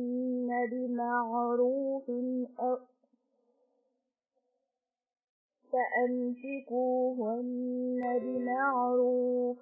Ular bilan chiroyli yumshab, shariatning ko'rsatgan buyrug'iga muvofiq shaklda uyinglarni tutinglar. أَوْ سَرِّحُوهُنَّ بِمَعْرُوفٍ. yoki ularning xudini shariatning buyrug'iga muvofiq holda berib, chiroyli yumshab qilib qo'yinglar. وَلَا تُمْسِكُوهُنَّ ضِرَارًا لِتَعْتَدُوا. Ularga zarar yetkizish va azor berishni niyat qilib, ularni amringlarda tutib olmanglar. وَمَنْ يَفْعَلْ ذَلِكَ فَقَدْ ظَلَمَ نَفْسَهُ. Kimki shunday qiladi ekan, ya'ni taloq qilgan xotiniga zulm qilish maqsadida uning bilan yashaydi ekan, unday kishi cho'qim o'z joniga zulm qilgan bo'ladi. وَلَا تَتَّخِذُوا آيَاتِ اللَّهِ هُزُوًا. Allah Teala'nın ayetlerini, yani Kur'an'daki buyruk ve çekilmelerinin hükümlerini faydasız ve oyun oynadığı tutmalar. وَاذْكُرُوا نِعْمَةَ اللَّهِ عَلَيْكُمْ وَمَا أَنزَلَ عَلَيْكُمْ مِنَ الْكِتَابِ وَالْحِكْمَةِ. Allah Teala'nın sizlerge ata kılgan nimetlerini, şunandaki sizlerge düşürgen kitap ve hikmetin ibaret nimetini insanlara keltirenler. يَعِظُكُمْ بِهِ. Halbuki Allah Teala düşürgen kitap ve hikmeti bilen sizlerge vaziyet kılıdı. وَاتَّقُوا اللّٰهِ. Allah Teala'nın düşürgen hükümlerine hilaflık kılışın uygunlarını saklanlar. وَعَلَمُوا أَنَّ اللّٰهَ بِكُلِّ شَيْءٍ عَلِيمٌ. Çoxun bilişenler gerek ki, Allah Teala her bir işini bilip turğusudur. Yani sizler bendilerinin Allah Teala düşürgen hükümlerine emel kılgan yoki kılmağanlıklarını bilip turdu. 130. ayet. وَإِذَا طَلَّقْتُمُ النِّسَاءَ فَبَلَغْنَ أَجَلَهُنَّ. Qachonki sizlar xotinlarni taloq qilsanglar va ularning iddatining muddati to'shilgan vaqt kelsa, ya'ni iddati to'shsa, فلا تعضلوهن أن ينكحن أزواجهن إذا تراضوا بينهم بالمعروف.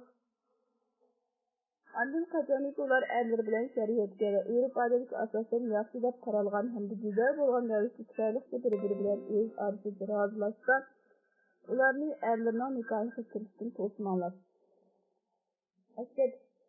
Ayetning ma'nosi: ey erlar, qaçaniki sizlar xotinlarni taloq qilsanglar, ondan ularning iddat qilishgan vaqtda ular o'zini nikohga erishgan odam qo'yib to'y qilish talab qo'ygan yangi erlar bilan o'z orasida shariatga va urf-odatga asosan yaxshi va go'zal deb qaralgan ravishda rozilashsa, ularni sizlardan boshqa odamlar nikohiga o'tishdan to'smanglar dedik.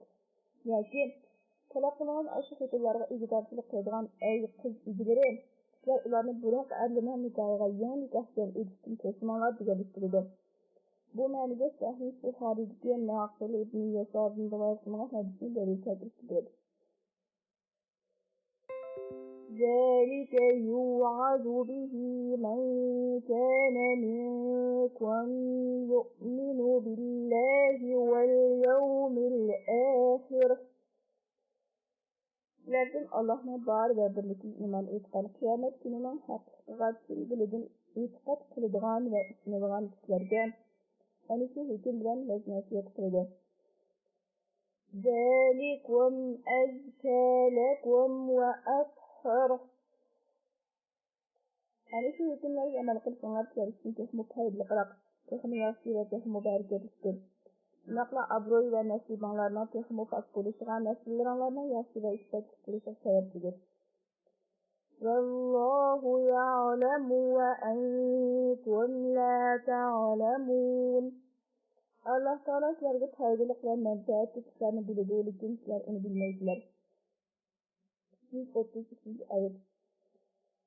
والوالدات يرضعن أولادهن حولين كاملين. Talaq qilingan analar o'zini tuqqan bolalarni to'liq 2 yil emizadi.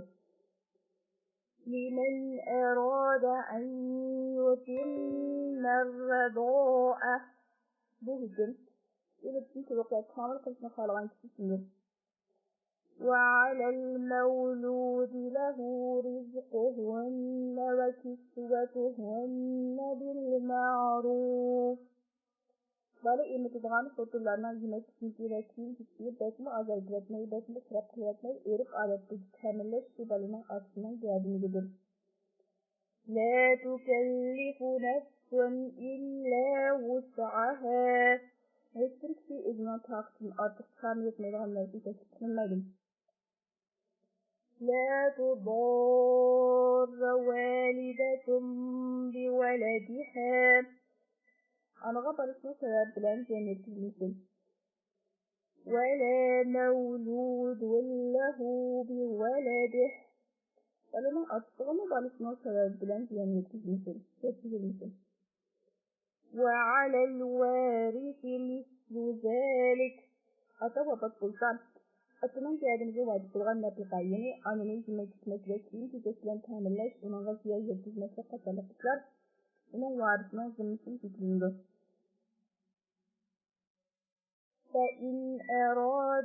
فإن أرادا فصالا عن تراض منهما وتشاور فلا جناح عليهما.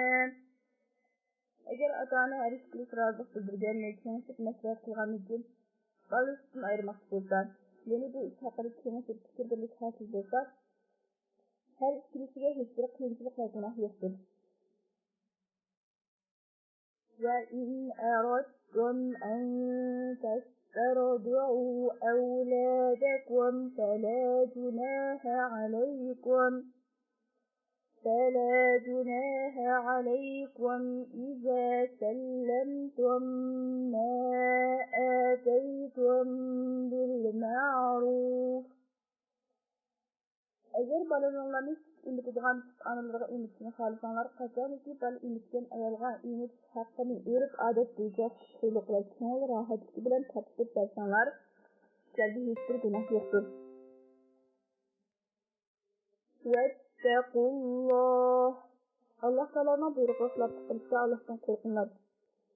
وَاعْلَمُوا أَنَّ اللَّهَ بِمَا تَعْمَلُونَ بَصِيرٌ. Bilinglar ki Allah Ta'ala haqiqatan sizlarning qiladigan ishlaringlarni ko'rib turibdir.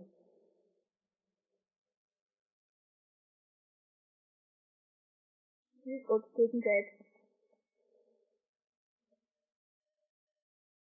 وَالَّذِينَ يُتَوَفَّوْنَ مِنكُمْ وَيَذَرُونَ أَزْوَاجًا يَتَرَبَّصْنَ بِأَنفُسِهِنَّ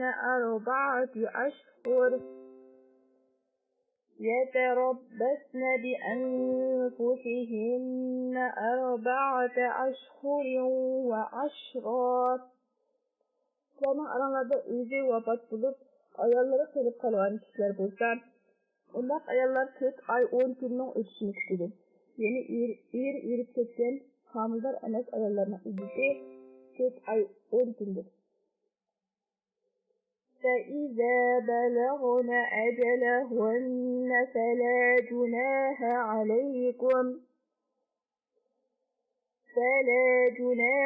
عَلَيْكُمْ فِيمَا فَعَلْنَ فِي أَنفُسِهِنَّ بِالْمَعْرُوفِ.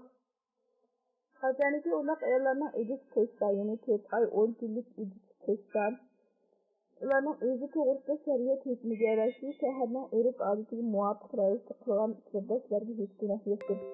Ya'ni iddat ko'chgan ayollar iddat ichida o'zini cheklangan yashash, biror hojatni o'rnashishni o'zini sirqitish, uyinish uchun talab qilib avatdan chiqarish, ko'rinish qatorlari o'xshashlarni iddati ko'chgandan keyin qilsa sizlarga hech gunoh yo'qdir. وَاللَّهُ بِمَا تَعْمَلُونَ خَبِيرٌ. Allah Ta'ala sizlar bandalarning qiladigan ishlardan xabardardir. 138. ayet. وَلَا جُنَاحَ عَلَيْكُمْ فِيمَا عَرَّضْتُمْ بِهِ مِنْ خِطْبَةِ النِّسَاءِ. Erib iddat tutgan ayollarga iddat ichida to'y taklif qilishda kinoyalik so'z ishlatsanlar, sizlarga hech gunoh yo'qdir. Kinoyalik so'z ishlatish demak, talab qiluvchi o'zining maqsadi talabga moyil so'z ishlatish demakdir. Masalan, siz obdan taqvodor, turmush va uy ishlariga mohir, aqlli, ziyrak bir ayol. Mening maqsadim bir xotiniga, ma'mi yaxshi taqvodor, turmush va uy ishlariga mohir bir ayol bo'lgan bo'lsa, deb umid qilaman. Deganga o'xshash so'zlarni qilishdir. Bunday so'zlarni qilish durustdir. Ammo oshkora holda men sizni o'zimni xohlayman deganga o'xshash so'zlarni qilish ravo emasdir. أَوْ أَكْنَنْتُمْ فِي أَنفُسِكُمْ. Yoki eri vafot bo'lgan xotinlarni o'lishni ko'ngillarda yashirsanlar, sizlarga hech bir gunoh yo'qdir. عَلِمَ اللَّهُ أَنَّكُمْ سَتَذْكُرُونَهُنَّ. Allah Ta'ala sizlarning ko'ngillarda yashirgan maqsadlarni pok yaqinda xotinlarga deydiganliklarini albatta biladi. وَلَكِنْ لَا تُوَاعِدُوهُنَّ سِرًّا. Lekin ular bilan maxfiy badilatmanglar.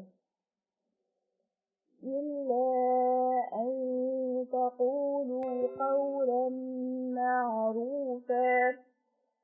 Faqat askar aytib kishinin ko'ngliga azor bermaydigan muboh so'zlarni qilsanglar bo'ladi. وَلَا تَعْزِمُوا عُقْدَةَ النِّكَاحِ حَتَّى يَبْلُغَ الْكِتَابُ أَجَلَهُ. İddatni belgilangan vaqt ko'chmasa ularni nikohlarga ilishga bel bog'lamanglar. Ya'ni eri vafot bo'lgan ayollarning 4 oy 10 kundan iborat iddat muddati ko'chmasa ularni nikohlarga ilishga urinmanglar. وَاعْلَمُوا أَنَّ اللَّهَ يَعْلَمُ مَا فِي أَنفُسِكُمْ فَاحْذَرُوهُ. Bilinglar ki Allah Ta'ala dinlardaki narsalarni bilib turadi. Şuna onun buyruqlariga xilof qilishdan qat'iy hazar eylanglar. واعلموا أن الله غفور حليم. Bilalar ki Allah Teala tövbe kılgıçlarının günahlarını hakikaten mağfiret kılgıçıdır. Günahkar bendilerini azapta kaldırıp gitmeydi. 136. ayet. لا جناح عليكم إن طلقتم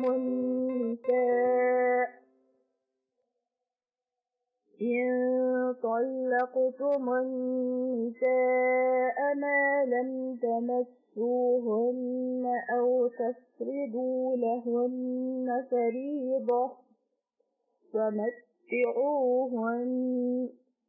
Eğer tutunanların nikah okutup olup ciddi sesli buluştuğun ilgili yoki muayyen mehr hakkı belgileştiğin ilgili talak kılsanlar, yani ulan sınaq ahvalda talak kılsak doğru kelse, mehr hakkı talep kılış yoki mehr hakkını vacip kılış bilen sizlerge müşakkat yükleş yoktur. Yani sizler ulanı sınaq ahval talak kılsanların buluyordu. Ularga mehr hakkı ornuda bir nərsi berenler, yani ularga pulmayanlardan ular paydınalıqda nərsi berenler. على الموسع قدره وعلى المقتر قدره. Baylık yerden təngəmçilik halda bolğuçlarga baylıqıga yarışa. Keyin ahvalda bolğan tekrar ve kembəğalga özünün halığı yarışa bir nərsi beriş vacibdir. Meta'an bil ma'ruf. Şeriatta ademgerçisi yaxşı dep tanılgan rəisdə bir nərsi beriş gerek. Haqqan alal muhsinin. Yani şundak nərsi beriş yaxşı iş qılğısı bəndilərge təlkid qılıb tapılanğan haqqdır. 137. ayet. وَإِن طَلَّقْتُمُوهُنَّ مِن قَبْلِ أَن تَمَسُّوهُنَّ. Eğer xotunlarını ular bilan bir köşesi buluşun ilgili halak kılsanlar, وَقَدْ فَرَضْتُمْ لَهُنَّ فَرِيضَةً. Ve onların muayyen miqdarda mehr haqqı berildiğanlıqlarını aniq bayan qılgan bolsanlar, فَنِصْفُ مَا فَرَضْتُمْ. Ondaqda qılıq aşı belgilegen mehr haqqının yerini beriş vacibdir. İlla en ya'fun. Fakat talak kılınğan ayollar əfu qılsa, yani mehr haqqının yerinin erişini vazifesi tezmez almışsa. أو يعفو الذي بيده عقدة النكاح. Lakin nikahın tügünü, yani nikah bağlanğan tügünü kurudu bolğan kişi. Yani erkek mehrinden kalğan yerini vazifesi, yani mərtlik qılıb mehr haqqının həmmisini şu talak kılınan xotunuğa çuluq berivətsə, şu bu işi bir taraf qılışqı bilidir. وَأَنْ تَعْفُوا أَقْرَبُ لِلتَّقْوَى. Sizler erler ve sizler ayarlarının əfu qılışırlar, yani bir-birinlarına haqqınlarını ödünüp verirsinler, takvadarlık ən yakındır. وَلَا تَنْسَوُا الْفَضْلَ بَيْنَكُمْ. Aranızdaki özara fəziletini əskar qılışını unutmalar. إِنَّ اللَّهَ بِمَا تَعْمَلُونَ بَصِيرٌ. Allah sizlerden kırılgan işleranlarını gözden görüp duruyor. Kandaqlıkı birisini kısalar onu görüp durudur. 138. ayet. حافظوا على الصلوات والصلاة الوسطى. Beşvaq namazını öz vaxtıda tədil ərqalları və şərtləri tuluq raya qılğan halda davamlıq ada qılınlar. Otturu namazını, yoki həmədin artıq təcillik namazını, yəni əsr namazını davamlıq halda ada qılınlar. وَقُومُوا لِلَّهِ قَانِتِينَ. Namazlarında Allah Teala'nın hayırlığı ve uluğluğunu yad edip huzur kalp bilen kılınlar. 139. ayet. فَإِنْ خِفْتُمْ فَرِجَالًا أَوْ رُكْبَانًا. Eğer düşmendin yoki başka bir korkunçluk nərsidən korksanlar, yayaq ya piyade yürgen halanlarda yoki at tüyü qatarlıq ulaqlarga mingen halanlarda namaz etsanlar. فإذا أمنتم قتلت قوقتنار كتب خاطر جنبتنار فاذكروا الله كما علمكم ما لم تكونوا تعلمون. Allah Teala yaratqanlar, yani namaz ötanlar. Allah Teala sözleşlerde dinleydiğin şeriyet ve hükümlerini bildirdi. Sizler şu bu namaz ötanlar, kısıkçı kaçaniki korkunçlardan hatırdan bolsanlar, Allah Teala bunu ilgili sizlerge ücretkendir namaz ötanlar. 140. ayet. وَالَّذِينَ يُتَوَفَّوْنَ مِنكُمْ وَيَذَرُونَ أَزْوَاجًا وَصِيَّةً لِأَزْوَاجِهِم مَّتَاعًا إِلَى الْحَوْلِ غَيْرَ إِخْرَاجٍ. Sizlerning aranlarda o'zi vafot bo'lib, ayollari kelib qoladigan kishilar ayollarning bir yilgacha yemak-ichmak, kiyim-kechak o'xshash kerakli narsalar bilan yeterli ravishda ta'minlanib turishini o'ylardan haydab chiqarilmasligini nasihat qilsin. فإن خرجن فلا جناح عليكم فيما فعلن في أنفسهن من معروف. Agar undaq ayollar erining uyidan chiqib, shariatda va urf-odatda yaxshi deb tanilgan ishlardan ba'zisini qilsa, masalan, Etici to'shqandan keyin elchi orqali nikohiga erish tarafi qo'ygan kishiga o'zini ko'rsatish, erga tegish o'xshash ishlarni qilsa, sizlarga hech bir gunoh yo'qdir. Vallohu azizun hakim. Alloh taolo xohlagan narsani qilishda g'olibdir. Iroda qilgan ishni parvardigorlik hikmatining taqozosi bo'yicha qilg'uchidir. 141. oyat. وَلِلْمُطَلَّقَاتِ مَتَاعٌ بِالْمَعْرُوفِ. Talaq qilingan ayollarga urf-odat va shariatda yaxshi deb bilingan ravishda moddiy narsa berish lozim. Haqqan alal muttaqin. Mutlaq moddiy narsa berish taqvodorlikni o'ziga lozim tutgan mu'minlarning joyiniga ta'kidlangan tarif qilib o'tdi. 142. oyat. كذلك يبين الله لكم آياته. Mazkur hükümlerini roşan bayan kılgandek, Allah Teala bendilerge belgilgen hükümlerge dalalet kılgan ayetlerini anislak roşan bayan kılıdır. لَعَلَّكُمْ تَعْقِلُونَ.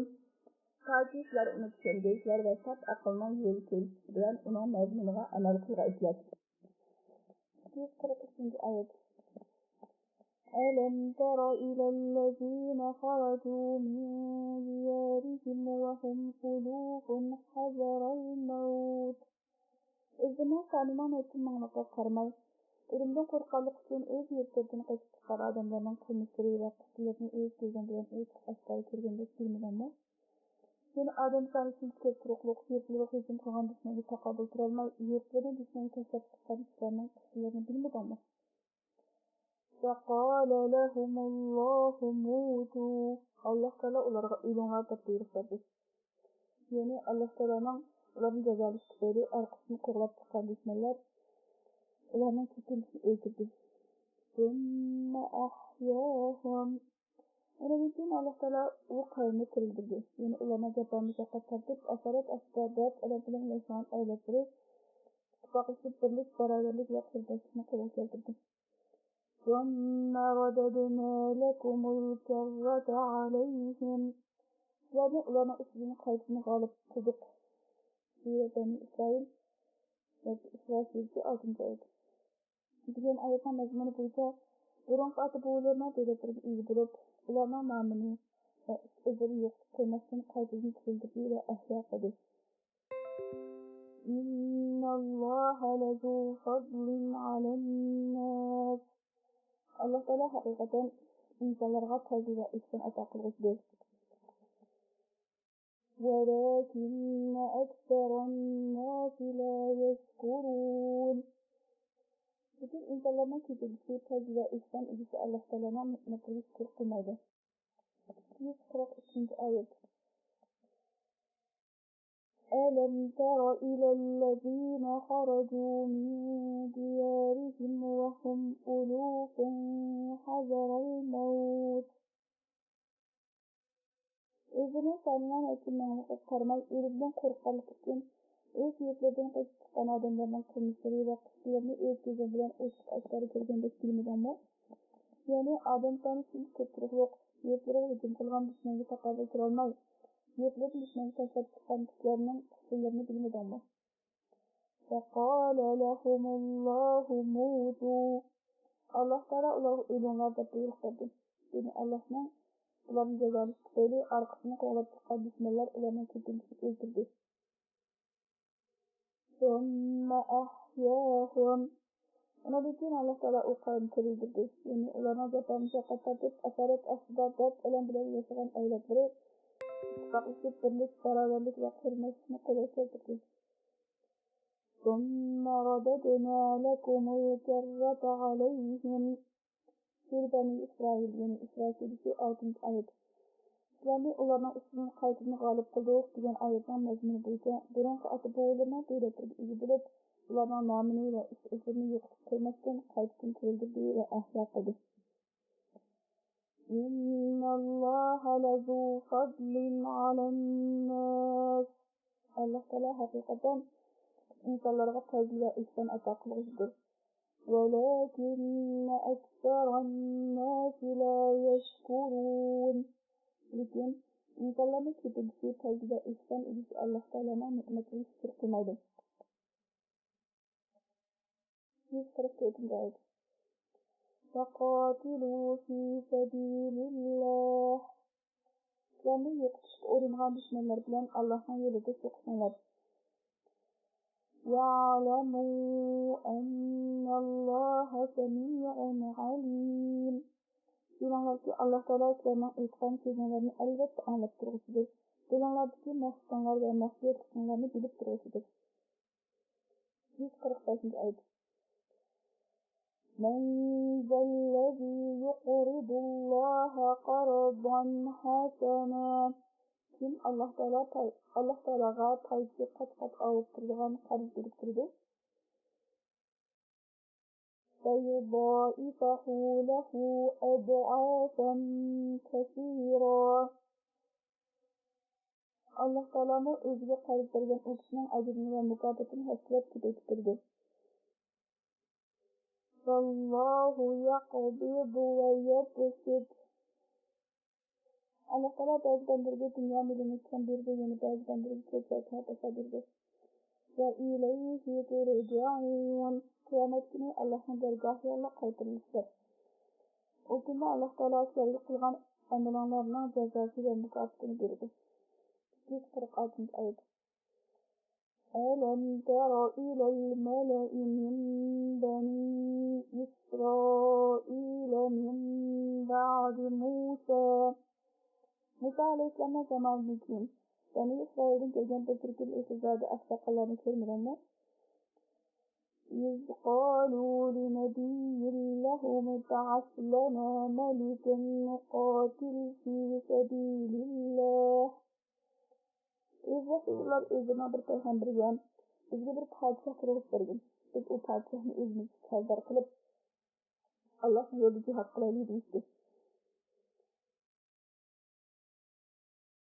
قال هل عسيتم إن كتب عليكم القتال ألا تقاتلوا Peygamber etti.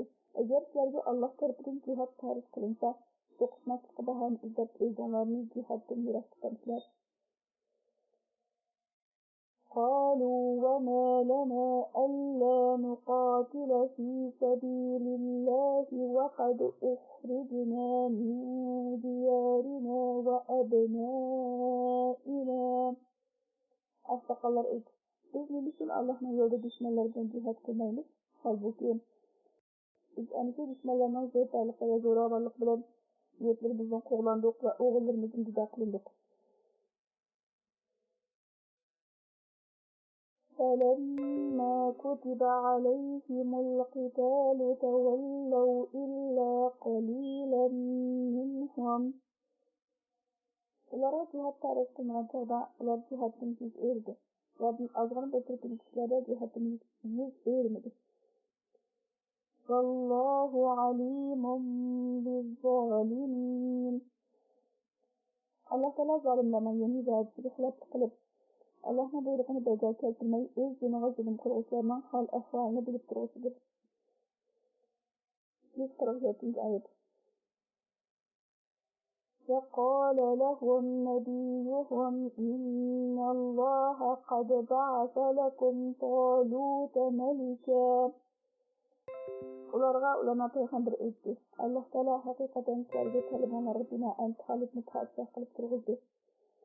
Ya'ni Talut Allah Taala tarafidan sizlarga podshoh qilishga tayin qilindi.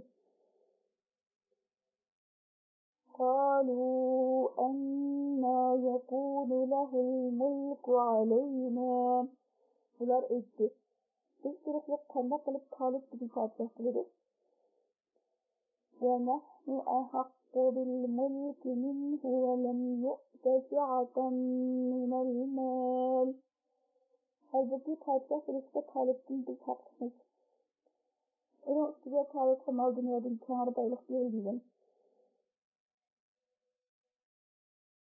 قال إن الله اصطفاه عليكم وزاده بسطة في العلم والجسم. Peygamber etti. Allah Teala Talut'ni haqiqatan yana istalarak podshoh qilib tanladi. İlim ve cisimde Talut'a faziletli ziyade ata qildi. Vallahu yu'ti mulkahu men yasha'. Allah Teala özüne podshohligini xohlagan bandasiga berdi. Vallahu vasi'un alim. Allah Teala'nın tecrübe inanı kendir. Podshohlikka loyiq bandasining holini bildi. 148 oyat. فقال لهم نبيهم إن آية ملكه أن يأتيكم التابوت. Ularga ularning peygamber aytdi. Talutning podshohligini belgishdiki, hammalar tarafidan tanilgan o'qimishli bir sanduq keladi. Fihi sakinatun min rabbikum. Sanduqning ichida Parvardigoringlar tarafidan berilgan xotirjamliklar, ya'ni dillarga taskin topadigan alomatlar va ibratlar bor. وبقية مما ترك آل موسى وآل فرعون تحمله الملائكة. وبقية مما ترك آل موسى وآل هارون تحمله الملائكة. Hamda Musa'nın Harun'un yaraları ve ergeçler tarafından kaldırılan nefslerinin kaldıkları var. Onu tarifler getirip gidiyor. Yani o sandıklarca tariflerinin muhafızlığı astıda kilidi. İnne fî zâlike leâyeten lekum in kuntum mu'minîn. Sandıktan geldiğiniz kilisten sizler için uluğ nişane ve ruhun delildir. Yani sandıkta Talut'un podshohligini dalolat qiladigan askar tartib va dalillardir. Agar sizlar bu ishga ishonishlardan bo'lsangiz.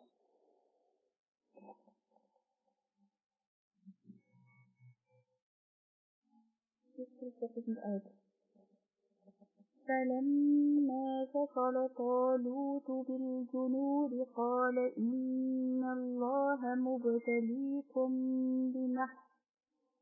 Aynı vakitte Talut askerlerden karargahından ayrıldı. Yeni taraflıklardan ölçüsünün kağıdını çıktı. Talut askerleri etti. Allah Teala hakikaten sizlerini yol üstündeki bir deryadan, yani yakın deryanın suyu imtihan kılgısıdır. فَمَنْ شَرِبَ مِنْهُ فَلَيْسَ مِنِّي. Kimse şu deryanın suyunu içsen, bu kişinin tağlarından yana itaat kılan kişilerden emektir. وَمَنْ لَمْ يَطْعَمْهُ فَإِنَّهُ مِنِّي.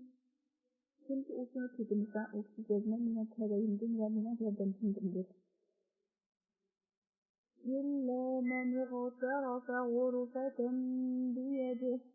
فقط kimse bilen birer alkan su elip içse ona غرفته. فشربوا منه إلا قليلا منهم. Askerler mevcut derece beklenirken onu suydan kanıp içti. Fakat onlardan iman ve ikinci kamil doğrular içmedi. فلما جاوزه هو والذين آمنوا معه قالوا لا طاقة لنا اليوم بجالوت وجنوده. Derya Filistin askerleri bizim Calut kalan askerleri takabil durup sokuşqa bizde kuvvet ve takat yoktur. قال الذين يظنون أنهم ملاقو الله. Allah Teala'nın nusret, yardım ve kuvvet atakırsa, izinin Allah Teala'ga yolu kusura cezmen itikat ve için çıkan kişiler yetişti. كم من فئة قليلة غلبت فئة كثيرة بإذن الله والله مع الصابرين. Hazırlık cemaat. Fakusundan Allah Teala'nın yardımıyla aslan kırıktıran, kanun ait Kürt cemaat fakusun üstünü galip kırılgan işaretleri yüzdürülen işlerdir.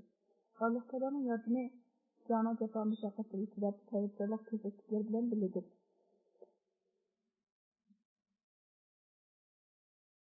150. ayet.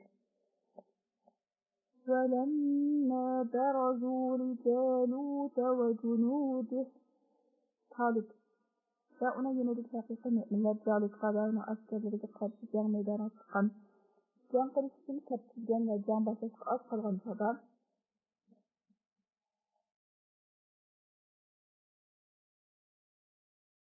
قالوا لقد جنوار müminler Allah Teala'nın dergâhı yürümüş ve iltiyaklık etti. ربنا أفرغ علينا صبرا وثبت أقدامنا وانصرنا على القوم الكافرين. İyi Peygamberimiz, cana cefa müşakkatı itibar sayır kılıçını bizden dilimize sargan ve dillerimize küçüklet çözürüp, can meydanında kademlerimizin müstehkem tutsa ve berqarar kılgın. Hak dini inkar kılgıç çıkayın, bizimizine galip kılgın. 151. ayet. فهزموهم بإذن الله وقتل داود جالوت. Şuna kılıp emsiz sürü yürek mümin cansılar Allah Teala'nın yardımı ve kuvvet verdiren Filistinlik zalimlerini mağlup kıldı. Ve Davud Calut'u öldürdü. وآتاه الله الملك والحكمة.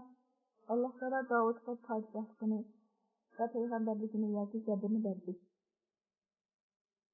وعلمه مما يشاء. Allah Teala onu özü xalqan sənətlərini öyrətdi. ولولا دفع الله الناس بعضهم ببعض لفسدت الأرض. Eğer Allah Teala adamlardan bazıları bilen kovdumuş idi, elbette yeryüzü öz nizamından çıkıp bozulgan buladı.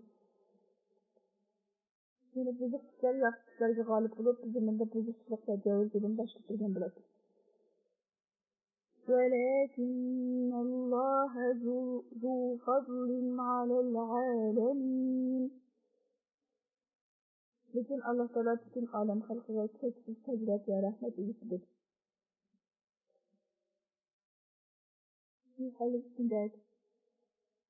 تلك آيات الله نتلوها عليك بالحق. Ana şu zikir kılınan kişiler Allah Teala'nın öz tarafından nazil kılgan ayetleridir. Bu peygamber. Biz o ayetlerini hiç şüphesiz ve tariflerden muvaffak emniyet uygun halde sana tilavet kılınız. وَإِنَّكَ لَمِنَ الْمُرْسَلِينَ. Sen hakikaten Allah Teala tarafından evvelden peygamberler katarıdın bilsen. Çünkü Sen ana shu ajoyib xabarlarni va buruqlarning qismlarini hech bir kitobdan o'qimay, yo biror kishidan anglamay turib, savobsiz holatda faqat Allohning vahyi bilan xabar qilasan. Bu ish albatta sening sertifikasiz Alloh taolo tarafidan aytilgan bir payg'ambar ekanligiga hech oshkora dalil isbotdir. Alloh taolo o'zining nimani iroda qilganligini hammadan yaxshi bilguchidir. İnsanın tadımsızdır.